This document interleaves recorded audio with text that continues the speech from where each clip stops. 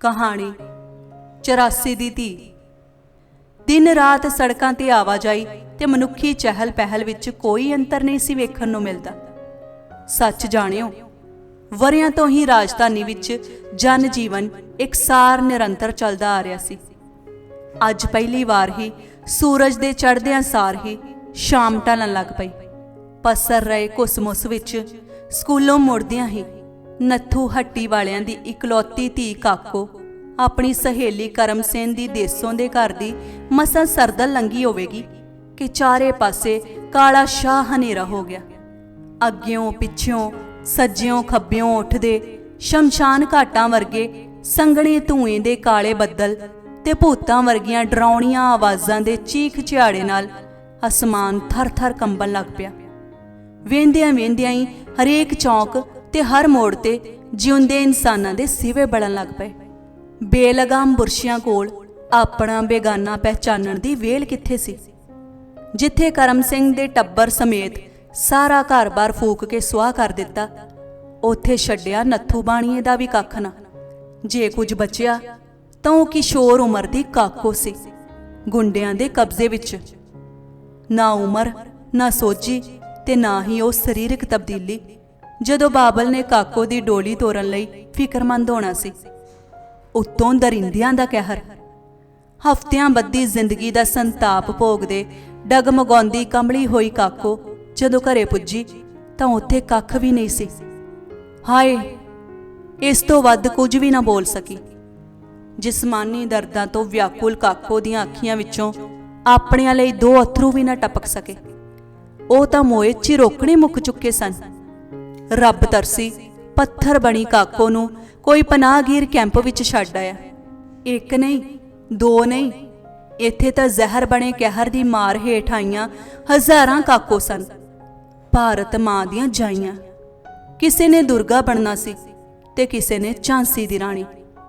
ਉਂਝ ਕਦੇ ਕਦਾਈ ਕਿਸੇ ਦੀ ਹੂਕ ਖਾਮੋਸ਼ੀ ਭੰਗ ਕਰਦੀ, ਵਰਨਾ ਅਨਾਥ ਆਸ਼ਰਮ ਵਿੱਚ ਦਿਨੇ ਵੀ ਮੁਰਦਾ ਘਾਟ ਵਰਗੀ ਖਾਮੋਸ਼ੀ ਛਾਈ ਰਹਿੰਦੀ। ਸ਼ਾਇਦ ਸਭ ਅਤੀਤ ਦੇ ਦਰਦ ਵਿੱਚ ਪੀੜਤ ਸਨ।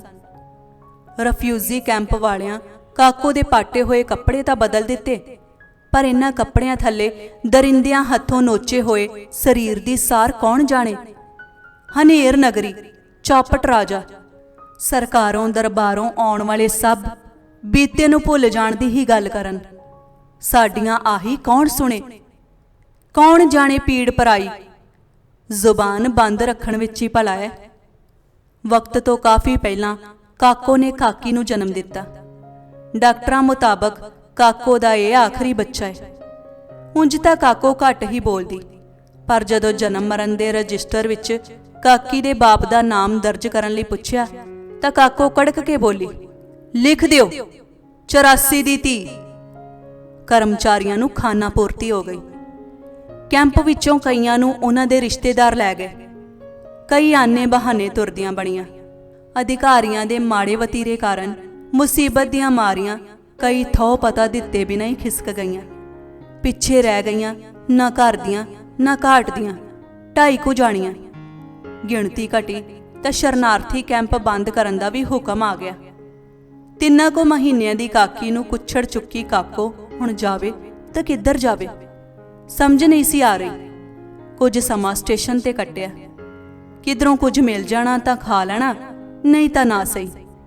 ਪਰ ਮਾਸੂਮ ਬੱਚੀ ਦਾ ਕੀ ਕਰੇ। ਛੁੰਡਦੀ ਰਹਿੰਦੀ, ਰੋਂਦੀ ਰਹਿੰਦੀ, ਰੋਂਦੀ ਰੋਂਦੀ ਸੌਂ ਜਾਂਦੀ। ਉੱਠਦੀ ਤਾਂ ਫਿਰ ਛੁੰਡਣ ਲੱਗ ਪੈਂਦੀ। ਮੰਦਰਾਂ 'ਚ ਗਈ, ਮਸੀਤੀ ਗਈ, ਚੁਰਸਤਿਆਂ 'ਚ ਮੰਗਿਆ। ਜਿੱਥੇ ਜਾਵੇ ਉਧਾਲੇ, ਫਿਰ ਉਹ ਡਰਾਉਣੀਆਂ ਤੇ ਹਿਰਤੀ ਅੱਖਾਂ। ਇੱਕ ਇਹਨਾਂ ਭੂਤਰੇ ਜਾਂਗਲੀਆਂ ਤੋਂ ਖਹਿੜਾ ਛਡਾਉਣਾ ਔਖਾ, ਦੂਸਰਾ ਮੰਗਣਾ ਵੀ ਨਾ ਆਵੇ। ਅੰਤ ਹਾਰ ਹੰਬ ਕੇ ਮੁੜ ਸਟੇਸ਼ਨ ਤੇ ਆ ਕੇ ਗੱਡੀ ਦੇ ਡੱਬੇ ਵਿੱਚ ਬੈਠ ਗਈ। ਗੱਡੀ ਤੁਰੀ ਤਾਂ ਜ਼ਿੰਦਗੀ ਸੌਂ ਗਈ। ਗੱਡੀ ਰੁਕੀ ਤਾਂ ਬੇਟਿਕਟੀ ਕਾਕੋ ਸਲਾਖਾਂ ਪਿੱਛੇ। ਕਾਲ ਕੋਠਰੀ ਸਾਹਵੇਂ ਇੱਕ ਬੋਹੜ ਨਜ਼ਰੀ ਪਿਆ, ਜਿਸ ਤੇ ਮੋਟੇ ਅੱਖਰਾਂ ਨਾਲ ਲਿਖਿਆ ਹੋਇਆ ਸੀ ਕਿ ਮੇਰਾ ਭਾਰਤ ਦੇਸ਼ ਮਹਾਨ। ਪੜਦਿਆਂ ਸਾਰ ਹੀ ਕਾਕੋ ਦੇ ਕਾਲਜੇ ਦਾ ਰੁੱਗ ਭਰਿਆ ਗਿਆ। ਝਟਪਟ ਹੀ ਮੂੰਹ ਫੇਰ ਲਿਆ ਤੇ ਜਿੰਨਾ ਚਿਰ ਕੈਦਣ ਰਹੀ ਮੁੜ ਉਸ ਪਾਸੇ ਨਾ ਤੱਕਿਆ। ਬੰਦ ਖਲਾਸੀ ਹੋਈ ਤਾਂ ਫਿਰ ਬੋਝਣ ਬਣੀ ਉਹੀ ਜ਼ਿੰਦਗੀ ਤੇ ਉਹੀ ਜਾਂਗਲੀ ਲੋਕ। ਕੁੱਛੜ 84 ਤੇ ਬਿਖੜੇ ਪੈਂਡੇ। ਨਕਾਰਾ ਹੋਏ ਸਰੀਰ ਨੂੰ ਧੁੰਦੀ ਹੋਈ ਕਾਕੋ ਜਿਉਂ-ਜਿਉਂ ਅਗਾਂਹ ਵੱਧਦੀ ਜਾ ਰਹੀ ਸੀ, ਕੋਮਲ ਸੰਗੀਤ ਨਾਲ ਨਿੰਮੀ ਮਧੁਰ ਆਵਾਜ਼ ਖਿੱਚ ਜਈ ਪਾਈ ਜਾ ਰਹੀ ਸੀ। ਫਿਰ ਉਸੇ ਪਾਸੇ ਵੱਲ ਹੋ ਤੁਰੀ। ਹੁਣ ਮਿਠਾਸ ਭਰੀ ਸੁਰੀਲੀ ਆਵਾਜ਼ ਬਿਲਕੁਲ ਸੁਣਾਈ ਦੇ ਰਹੀ ਸੀ। ਡਿੱਠੇ ਸੱਬੇ ਥਾਵ ਨਹੀਂ ਤੁਧ ਜਿਹਿਆ, ਬੱਦੋ ਪੁਰਖ ਵਿਧਾਤੈ ਤਾ ਤੂੰ ਸੋਹਿਆ।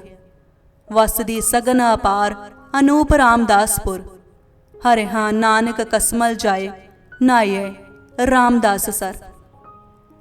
ਗੁਰੂ ਰਾਮਦਾਸ ਜੀ ਦੀ ਨਗਰੀ ਸੀ। ਪਿਆਸ ਬਹੁਤ ਲੱਗੀ ਸੀ। ਸਾਹਮਣੇ ਛਬੀਲ ਨਜ਼ਰੀ ਪਈ। ਇੱਕ ਨਹੀਂ, ਦੋ ਨਹੀਂ, ਉੱਪਰੋਂ ਥੱਲੀ ਇੱਕੋ ਸਾਏ ਸ਼ੀਤਲ ਜਲ ਦੇ ਕਈ ਕਟੋਰੇ ਪੀ ਗਈ ਕਾਕੋ। ਗਿੱਲੇ ਹੱਥਾਂ ਨਾਲ 84 ਦਾ ਮੂੰਹ ਪੂੰਝਿਆ ਤਾਂ ਉਹ ਖਿੜ ਕੇ ਹੱਸ ਪਈ ਤੇ ਹੱਸੀ ਜਾਵੇ। ਏਦਾਂ ਹੱਸਦੀ ਬੱਚੀ ਵੱਲ ਤੱਕ ਕੇ ਕਿਸੇ ਵਜ਼ਦ ਵਿੱਚ ਸੇਵਾਦਾਰਨੀ ਨੇ ਸ਼ੁਕਰਾਨੇ ਲਈ ਹੱਥ ਜੋੜੇ ਤੇ ਬੋਲੀ, ਸੂਕੇ ਹਰੇ ਕੀਏ ਖਿਨ ਮਾਹੇ। ਸੁਣਦਿਆਂ ਸਾਰ ਹੀ ਕਾਕੋ ਦੀ ਜਨਮਾਂ ਜਨਮਾਂਤਰਾਂ ਦੀ ਪਿਆਸ ਬੁਝ ਗਈ। ਲਾਗਲੇ ਸ਼ਰਧਾਲੂ ਪੈਰ ਧੋ ਕੇ ਅੰਦਰ ਜਾ ਰਹੇ ਸਨ। ਕਾਕੋ ਨੇ ਵੀ ਪੈਰ ਸੁੱਚੇ ਕੀਤੇ।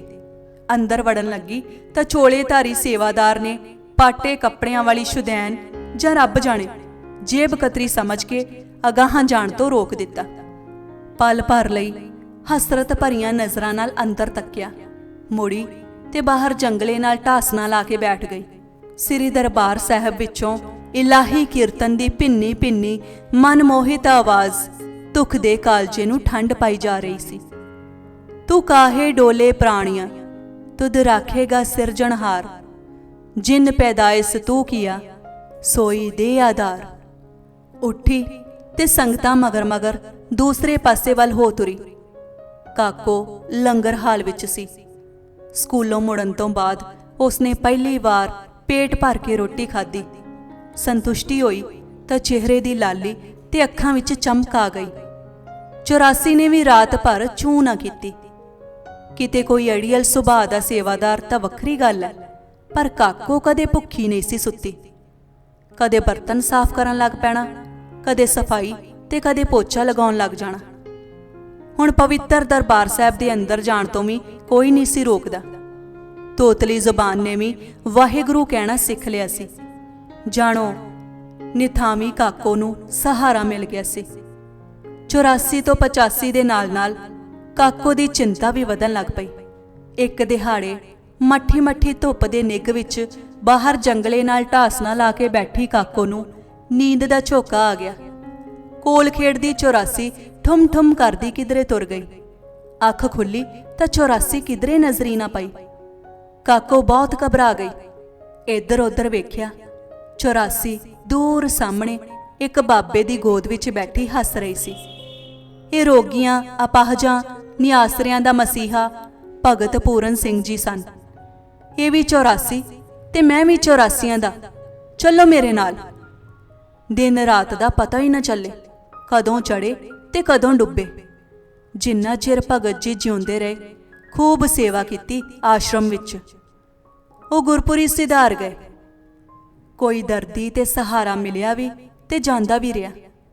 ਕਾਕੋ ਮੁੜ ਇਲਾਹੀ ਕੀਰਤਨ ਦੀ ਗੋਦ ਵਿੱਚ ਆ ਬੈਠੀ। ਤਨ ਮਨ ਗੁਰੂ ਸੇਵਾ ਨੂੰ ਅਰਪਣ ਕਰ ਦਿੱਤਾ। ਕੱਚੀ ਉਮਰ, ਉੱਤੋਂ ਬੁੱਚੜਾਂ ਦੇ ਵਹਿਸ਼ੀਆਨਾ ਤਸੀਹੇ ਤੇ ਬਾਕੀ ਡਾਕਟਰੀ ਲਾਪਰਵਾਹੀ ਕਾਰਨ ਕਾਕੋ ਕੈਂਸਰ ਪੀੜਤ ਸੀ। ਅੱਖੀਂ ਤੱਕੀਆਂ ਹਿਰਦੇ ਵੇਦਕ ਘਟਨਾਵਾਂ ਦਾ ਵੀ ਦਿਲ ਤੇ ਘਾਤਕ ਅਸਰ ਤੇ ਚੱਤੇ ਪਹਿਰ ਮਾਪਿਆਂ ਦੀ ਸਤਾਉਂਦੀ ਯਾਦ ਕਾਕੋ ਨੂੰ ਲੱਕੜੀ ਦੇ ਘੁਣ ਵਾਂਗੂ ਖਾਈ ਜਾ ਰਹੀ ਸੀ। ਇਸ ਮੰਦਹਾਲੀ ਵਿੱਚ ਵਿਚਰਦਿਆਂ ਕਾਕੋ ਅਕਸਰ ਬਿਮਾਰ ਹੀ ਰਹਿੰਦੀ। 84 ਦੀ ਵੀ ਚਿੰਤਾ ਜਿਹੜੀ ਗੱਲ ਤੇ ਪਿਓ ਬਾਰੇ ਪੁੱਛਣ ਲੱਗ ਪੈਂਦੀ ਸੀ।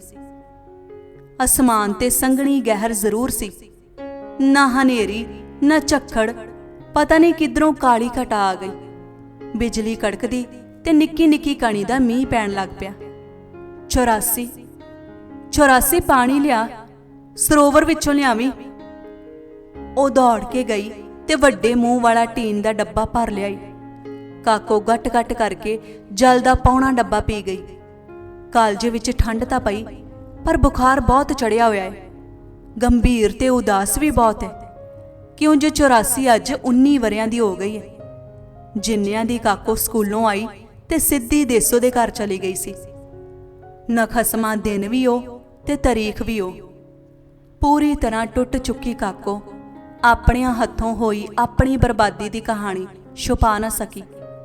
84 ਨੂੰ ਕੋਲ ਬੁਲਾਇਆ, ਬਿਠਾਇਆ, ਪਲੋਸਿਆ, ਪਿਆਰ ਕੀਤਾ ਤੇ ਕੰਬਦੀ ਥਿੜਕਦੀ ਆਵਾਜ਼ ਵਿੱਚ ਕਹਿਣ ਲੱਗੀ, ਤੇਰੇ ਜਿੱਡੀ ਸਾਂ ਦਿੱਲੀ। ਜਦੋਂ ਨਫ਼ਰਤ ਦੀ ਅੱਗ ਲੱਗੀ ਤੇ ਸਭ ਕੁਝ ਸੜ ਕੇ ਸੁਆਹ ਹੋ ਗਿਆ। ਸਦੀਆਂ ਪੁਰਾਣੀ ਭਾਈਚਾਰਕ ਸਾਂਝ ਵਿਚਲੀਆਂ ਪਿਆਰ ਗਲਵੱਕੜੀਆਂ ਫਾਂਸੀ ਦੇ ਫੰਦੇ ਬਣ ਗਈਆਂ। ਉਂਗਲ ਦਾ ਇਸ਼ਾਰਾ ਕਰਕੇ ਉਸਨੇ ਕਿਹਾ, ਮੇਰੀਆਂ ਅੱਖਾਂ ਦੇ ਸਾਹਮਣੇ ਚਾਚੂ ਕਰਮ ਸਿੰਘ ਦੇ ਸਿਰ ਵਿੱਚ ਜ਼ਾਲਮਾਂ ਪਹਿਲਾਂ ਸਰੀਆ ਮਾਰਿਆ, ਫਿਰ ਪੁਆਂਟਣੀਆਂ ਖਾਂਦੇ ਤੇ ਲਿਲਕੜੀਆਂ ਲੈਂਦੇ ਉੱਪਰ ਤੇਲ ਛਿੜਕ ਕੇ ਤੀਲੀ ਲਾ ਦਿੱਤੀ। ਮਿੰਟੋ ਮਿੰਟ ਸਾਰੀ ਦਿੱਲੀ ਲਟਾ-ਲਟ ਮੱਚਣ ਲੱਗ ਪਈ।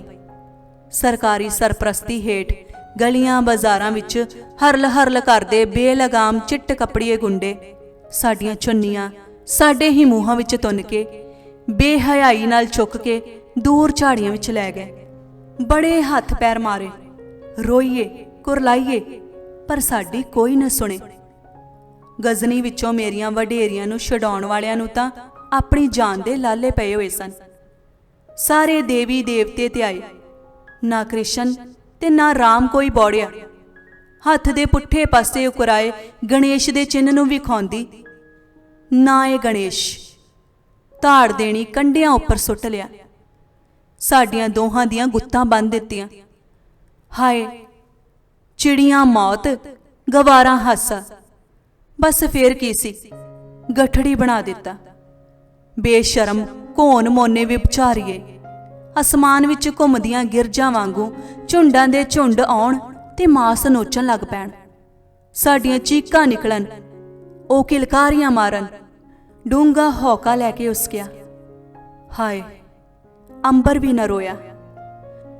ਅਜੇ ਕਾਕੋ ਦੀ ਦਰਦ ਭਰੀ ਦਾਸਤਾਂ ਖਤਮ ਨਹੀਂ ਸੀ ਹੋਈ ਕਿ ਸੜਕ ਤੋਂ ਲੰਘਦੇ ਰਿਕਸ਼ੇ ਨਾਲ ਬੱਧੇ ਰੇਡੀਓ ਤੋਂ ਵੱਜਦਾ ਗਾਣਾ ਸਾਫ਼ ਸੁਣਾਈ ਦੇਣ ਲੱਗਾ। ਹੈ ਜਿਨੇ ਨਾਜ਼ ਹਿੰਦ ਪਰ वो कहाँ है।